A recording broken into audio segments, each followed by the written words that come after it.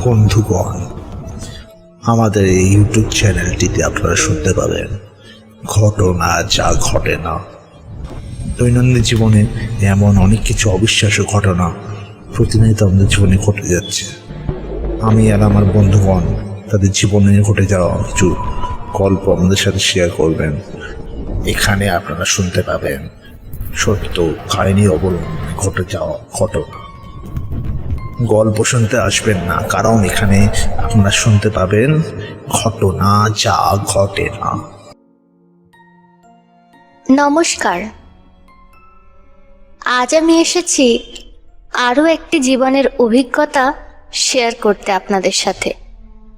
বিগত বেশ কিছুদিন ধরে জীবনে ঘটে যাওয়া বিভিন্ন রকমের অভিজ্ঞতার কথা আপনাদের সাথে শেয়ার করেছি, আর সাড়া পেয়েছি ভীষণ রকমভাবে। তাই ভাবলাম আজকে আমার মায়ের জীবনের একটি সত্য অভিজ্ঞতা আপনাদের সাথে শেয়ার করি। তাই চলে এসেছি আমি গার্গী আপনাদের সাথে আমার মায়ের জীবনের সত্যি অভিজ্ঞতা শেয়ার করতে। তাহলে চলুন শুরু করি জীবনে ঘটে যাওয়া সেই সত্য ঘটনার অভিজ্ঞতা কেমন ছিল জানতে। শুনি আজকের গল্প, মায়ের জীবনের সত্যি অভিজ্ঞতা।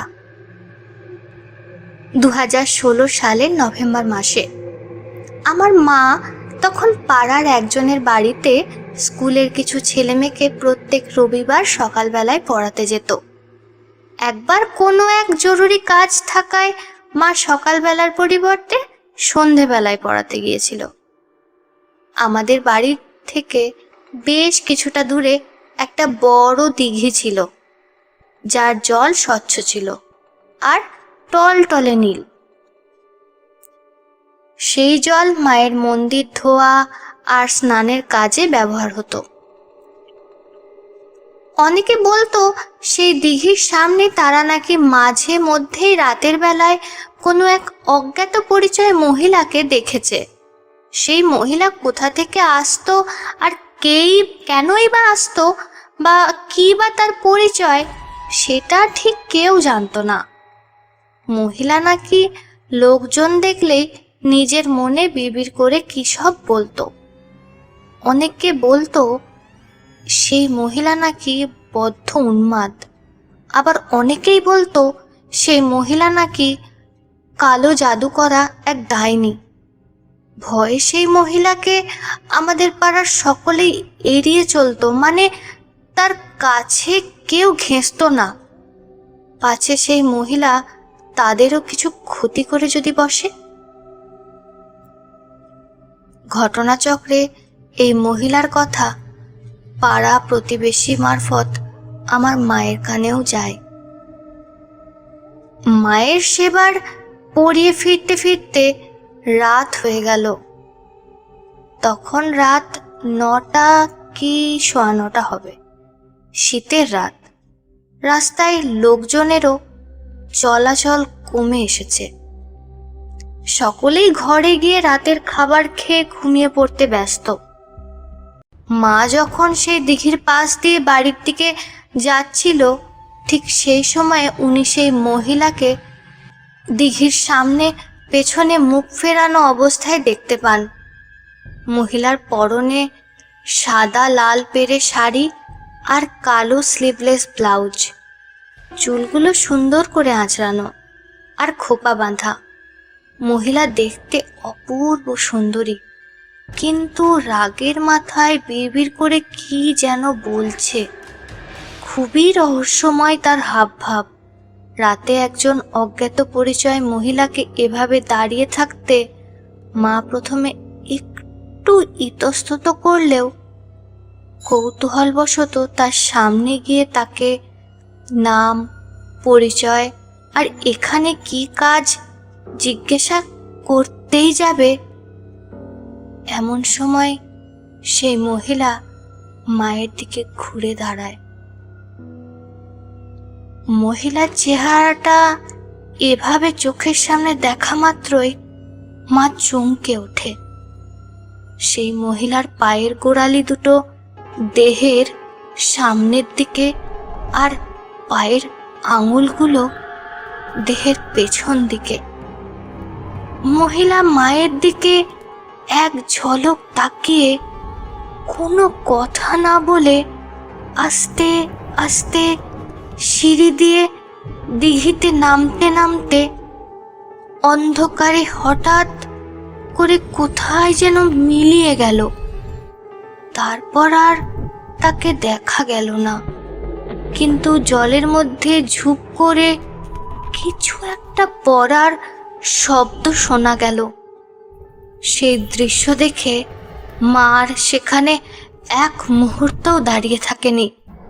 ভগবানের নাম নিয়ে এক ছুটে সেখান থেকে বাড়ি চলে আসে, কারণ মা স্পষ্ট বুঝতে পেরেছিল যে সেই মহিলা আসলে কে ছিল। সেই ঘটনার পর থেকে আর কখনো রাতের বেলায় সেই দিঘির সামনে দিয়ে চলাফেরা করেনি।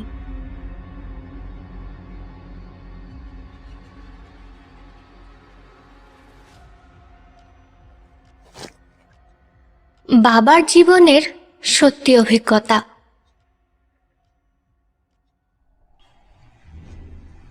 ঘটনাটা আমার বাবার সাথে ঘটেছিল 2013 সালে। এই ঘটনা ঘটার মাস দুয়েক আগে আমরা সপরিবারে আসামের কামাখ্যা মায়ের মন্দিরে পুজো দিয়ে কলকাতায় ফিরে এসেছিলাম। ঠিক এক মাস দুয়েক পরেই আমার বাবা একটা জরুরি কাজে 1 সপ্তাহের জন্য উত্তরবঙ্গ গিয়েছিল। কাজ শেষ হওয়ার পরে বাবা নিউ জলপাইগুড়ি স্টেশন থেকে কলকাতা যাওয়ার জন্য রাতের টিকিট বুক করে। আমার বাবা আবার ট্রেনে এসি 2 টিয়ার বা এসি ফার্স্ট ক্লাস ছাড়া অন্য কোনো কামরায় আসন বুক করে না। সে যাই হোক, নিউ জলপাইগুড়ি স্টেশনে পৌঁছাবার পরে নির্ধারিত সময়ে ট্রেন প্ল্যাটফর্মে এসে দাঁড়ায়। বাবা ট্রেনে উঠে এসি ফার্স্ট ক্লাস কামরায় নিজের জন্য সংরক্ষিত বাড়তে গিয়ে জিনিসপত্র রেখে সিটে বসতেই তার নজর পড়ে মুখোমুখি সিটের দিকে। সেই সিটে একজন জটাধারী সাধু বাবা বসে আছে।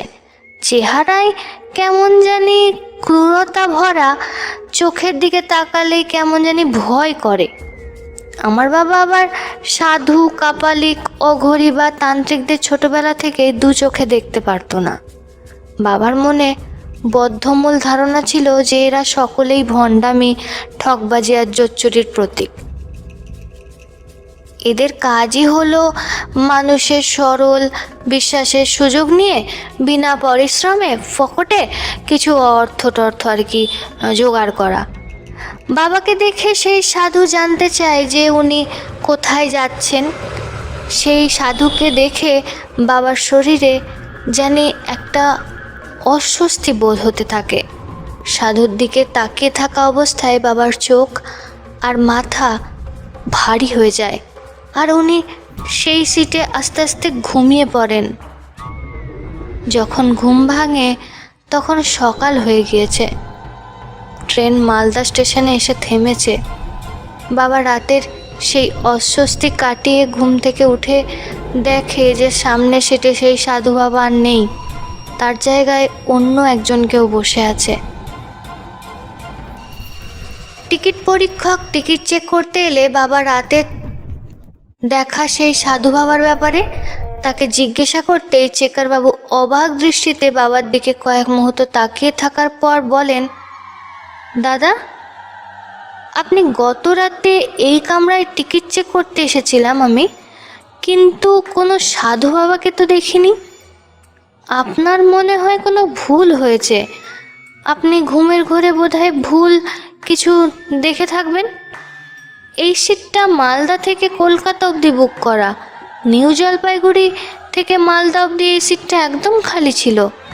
এই যাকে আপনি আপনার সিটের সামনে দেখছেন, উনি এই সিটটা মালদা থেকে হাওড়া অবধি বুক করেছেন।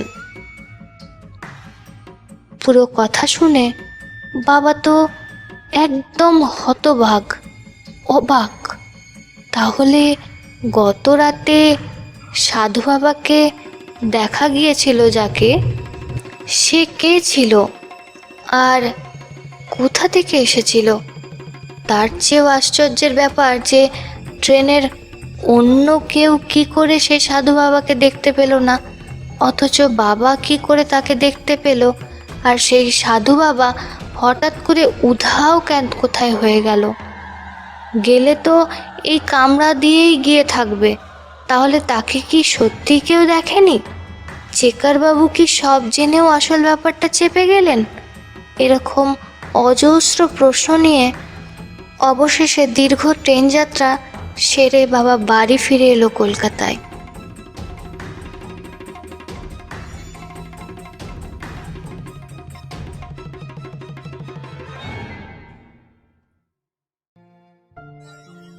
কেমন লাগলো বন্ধুগণ আমাদের এই সত্যি ঘটনা অবলম্বনে? ভালো লাগলে অবশ্যই সাবস্ক্রাইব করে দেবেন, কারণ খুব তাড়াতাড়ি আসতে চলেছে আরও সত্যি ঘটনা অবলম্বনে ঘটনা যা ঘটে না। আপনাদের সত্যি ঘটনা পাতাতে আমাদের কন্ট্যাক্ট করতে পারেন আমাদের ডেসক্রিপশনে দেওয়া মেল আইডিতে, যা ঘটে না ঘটনা @gmail.com। ভালো থাকবেন। আবার বলছি, এখানে গল্প শুনতে আসবেন না, এখানে ঘটনায় শোনানো হবে।